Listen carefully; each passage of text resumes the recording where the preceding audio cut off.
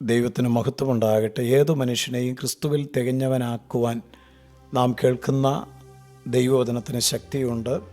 ജീവനും ചൈതന്യവുമുള്ള ഏതു വാളിനേക്കാളും മൂർച്ചയുള്ള ദൈവത്തിൻ്റെ വചനം പ്രാർത്ഥനയോടുകൂടി വേണം നാം ശ്രദ്ധിക്കുവാൻ.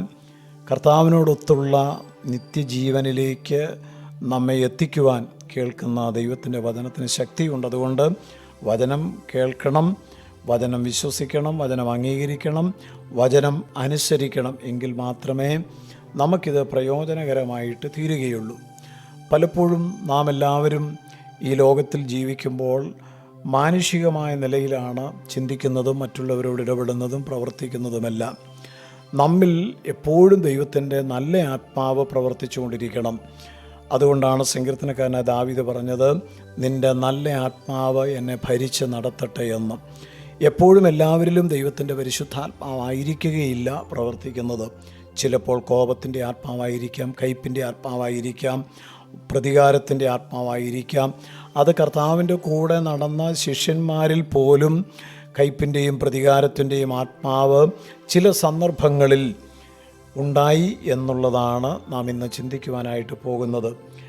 ലൂക്കോസിൻ്റെ സുവിശേഷം 9-ാം അധ്യായം 55-ാമത്തെ വാക്യത്തിൽ തന്നോടൊപ്പം നടന്ന, താൻ തിരഞ്ഞെടുത്ത, താൻ അധികാരം കൊടുത്ത തൻ്റെ ശിഷ്യന്മാരായ യാക്കോബിനോടും യോഹന്നാനോടും യേശു ചോദിക്കുന്ന ഒരു ചോദ്യം, യേശു അവരെ ശാസിച്ചിട്ട് ചോദിക്കുന്ന ഒരു ചോദ്യം, നിങ്ങൾ ഏത് ആത്മാവിന് അധീനർ എന്ന് നിങ്ങളറിയുന്നില്ല?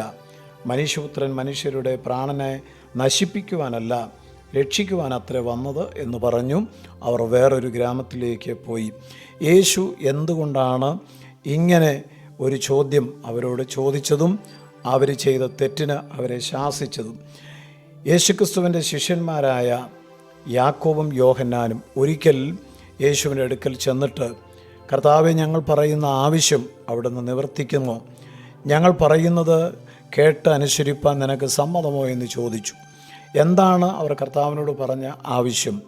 ശമരിയ പട്ടണത്തിലുള്ള ആളുകളെ ഏലിയാവിൻ്റെ കാലത്ത് ഏലിയാവ് പ്രാർത്ഥിച്ച് തീയിറക്കി നശിപ്പിച്ച് കളഞ്ഞതുപോലെ ആകാശത്തു നിന്ന് തീയിറക്കി നശിപ്പിച്ച് കളയുവാൻ ദൈവത്തിന് സമ്മതമോ എന്നാണ് ചോദിക്കുന്നത്. കർത്താവായ യേശുക്രിസ്തുവിന് വെള്ളത്തെ വീഞ്ഞാക്കിയവന്, കടലിൻ്റെ മീതെ നടന്നവന്, മരിച്ചവരെ ഉയർപ്പിച്ചവന്, 5 അപ്പം കൊണ്ട് 5000 പേരെ പോഷിപ്പിച്ചവന് ആകാശത്തുനിന്ന് തീയിറക്കുന്നതിൽ ബുദ്ധിമുട്ടൊന്നുമില്ല. അതിന് കഴിവുള്ള ശക്തനായ ദൈവമാണ്. പക്ഷേ കർത്താവ് പറഞ്ഞു, നിങ്ങൾ ഇപ്പോൾ ഈ കാര്യം പറഞ്ഞപ്പോൾ നിങ്ങളുടെ ഉള്ളിൽ ഇപ്പോൾ വ്യാപരിച്ചത് എൻ്റെ ആത്മാവല്ല, സ്നേഹത്തിൻ്റെ ആത്മാവല്ല, അത് കയ്പിൻ്റെയും പ്രതികാരത്തിൻ്റെയും ആത്മാവാണ്. എന്തുകൊണ്ടാണ് യേശുവിൻ്റെ ശിഷ്യന്മാർ ഈ കാര്യം നശിപ്പിക്കണം എന്നുള്ള ആവശ്യം ഉന്നയിച്ചത്? ഒരിക്കൽ ഇവർ ശമര്യരുടെ ഗ്രാമത്തിൽ ചെന്നപ്പോൾ, യേശുക്രിസ്തുവിൻ്റെ നാമത്തിൽ ചെന്നപ്പോൾ അവർ വിചാരിച്ചു, ശമര്യ പട്ടണത്തിലുള്ളവർ, ഗ്രാമത്തിലുള്ളവർ ഞങ്ങളെ ഇരുകയും നീട്ടി സ്വീകരിക്കും, ഞങ്ങൾ പറയുന്നത് കേൾക്കും, അനുസരിക്കും, ഞങ്ങളെ മാനിക്കും എന്നാണ്. പക്ഷേ അവരുടെ പ്രതീക്ഷയ്ക്ക് വിപരീതമായിട്ട് ശമര്യ പട്ടണത്തിലുള്ളവർ അവരെ കൈക്കൊണ്ടില്ല. അതിൽ ഉള്ള അമർഷമാണ്. അപ്പോൾ അവരുടെ ഉള്ളിൽ വന്ന ഒരു ചിന്തയാണ് പ്രതികാര ചിന്ത. യേശുവിനെ കൈക്കൊള്ളാത്ത എല്ലാവരും നശിക്കണം, യേശുവിനെ കൈക്കൊള്ളാത്ത എല്ലാവരും ന്യായവിധിക്ക് ഇരയാകണം. ആ ചിന്ത അവരുടെ ഉള്ളിൽ ഇട്ട ദുഷ്ടാത്മാവിനെയാണ് കർത്താവ് ശാസിക്കുന്നതും അവരെ ആ കാര്യം പറഞ്ഞ് ബോധ്യമാക്കുന്നതും. നാം ശ്രദ്ധിക്കേണ്ട ഒരു പ്രധാനപ്പെട്ട കാര്യം, നമുക്കിഷ്ടമില്ലാത്ത കാര്യങ്ങൾ ആളുകൾ ചെയ്യാറുണ്ട്. നാം ആഗ്രഹിക്കുന്നത് പോലെ ആളുകൾ നമ്മളോട് പലപ്പോഴും പെരുമാറാറില്ല.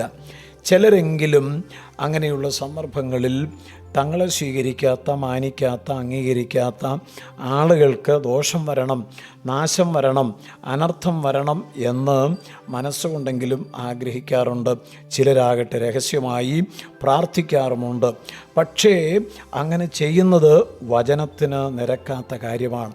അങ്ങനെ ചെയ്യുന്നവർ ദൈവത്തിൻ്റെ പരിശുദ്ധാത്മാവിൽ അല്ല അങ്ങനെ ചെയ്യുന്നത്. കാരണം യേശു പറഞ്ഞു, ഞാൻ ഭൂമിയിൽ വന്നത് ഒരു മനുഷ്യൻ്റെയും പ്രാണനെ നശിപ്പിക്കുവാനല്ല, മനുഷ്യപുത്രൻ വന്നത് പ്രാണനെ രക്ഷിക്കുവാൻ വേണ്ടിയാണ്.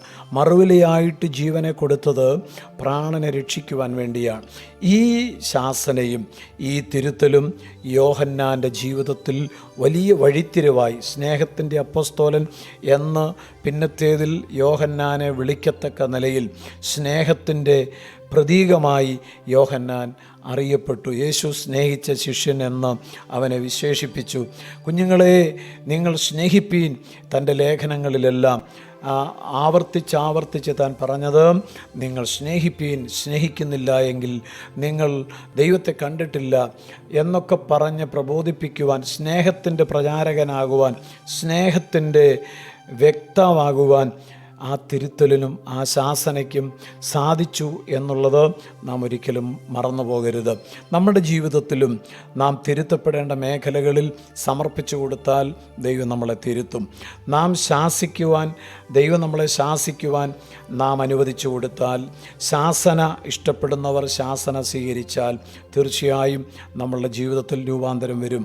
നമ്മുടെ സ്വഭാവത്തിന് വ്യത്യാസം വരും. അതിന് തെളിവാണ് പ്രതികാരത്തിനു വേണ്ടി നിലവിളിച്ച യോഹന്നാൻ അപ്പോസ്തലൻ ഒടുവിൽ സ്നേഹത്തിൻ്റെ അപ്പോസ്തലനായത്, ശത്രുക്കളെ പോലും സ്നേഹിക്കണമെന്ന് പറയുവാൻ പ്രാപ്തനായത്. ആയതിനാൽ നമുക്കും ദൈവകരങ്ങളിൽ സമർപ്പിച്ചു കൊടുക്കാം. ദൈവത്തിൻ്റെ വചനം നമ്മളെ രൂപാന്തരപ്പെടുത്തട്ടെ. കർത്താവേ, ഞങ്ങൾ ഇന്ന് രാത്രിയിൽ പകൽ കേട്ട വചനത്തിനായി സ്തോത്രം ചെയ്യുകയാണ്. ഞങ്ങളിൽ ദൈവത്തിൻ്റെ നല്ല ആത്മാവ് തന്നെ എപ്പോഴും വ്യാപരിപ്പാൻ അവിടുന്ന് കൽപ്പിക്കണമേ. ക്രിസ്തുയേശുവിൻ്റെ നാമത്തിൽ പ്രാർത്ഥിക്കുന്നു. കേൾക്കണം സ്വർഗസ്ഥ പിതാവേ. ആമേൻ. യേശുവേ പോലെയാകുവാൻ, യേശുവിൻ വാക്കു കാക്കുവാൻ, യേശുവേ നോക്കി ജീവിപ്പാൻ ഇവയെ കാക്ഷിക്കുന്നു ഞാൻ. യേശുവേ നോക്കി ജീവിപ്പാൻ ഇവയെ കാക്ഷിക്കുന്നു